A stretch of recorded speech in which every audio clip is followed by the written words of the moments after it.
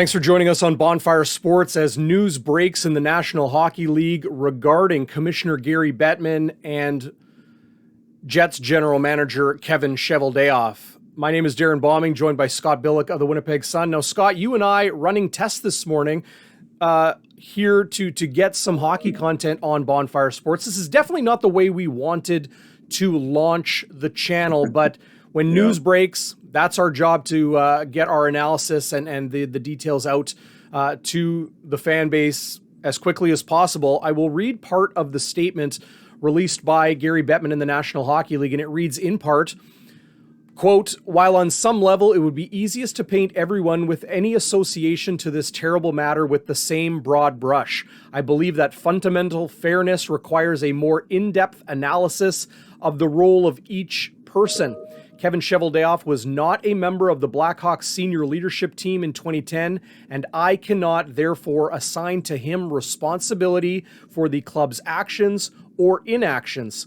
He provided a full account of his degree of involvement in the matter, which was limited exclusively to his attendance at a single meeting, and I found him to be extremely forthcoming and credible in our discussion." That is part of the statement Commissioner Gary Bettman of the National Hockey League released this morning here on Friday. Scott, your initial take briefly here as we still wait for True North Sports and Entertainment to respond to this statement by the National Hockey League following the meeting between Kevin Cheveldayoff and the league.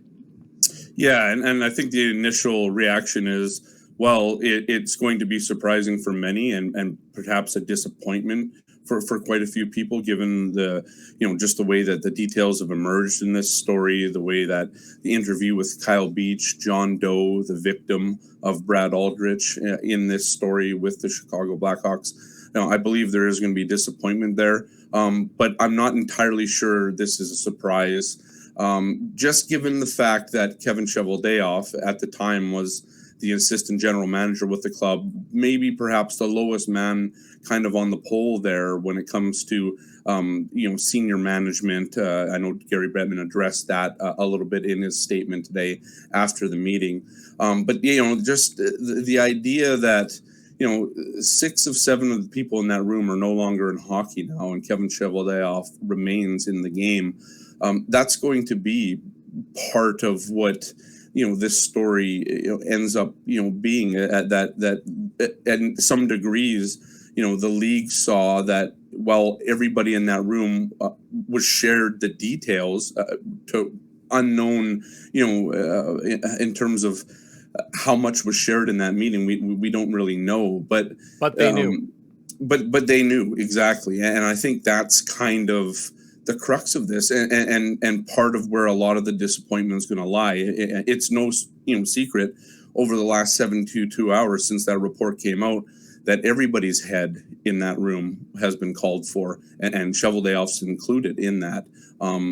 People feel that after 11 years of covering it up, discipline was warranted, and in the case of Kevin Cheveldayoff, that didn't come today.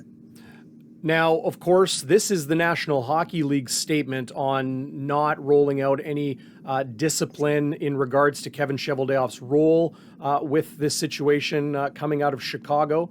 But that does not exclude him from potential discipline or action put forth by True North Sports and Entertainment. So we'll leave it there, Scott. Thanks for joining us here on Bonfire Sports. And for everybody out there, there is more hockey to come. We hate that it's news like this that is the first hockey content here on the channel, but lots more on the Jets and the greater picture of the National Hockey League with you, Scott Billeck of the Winnipeg Sun.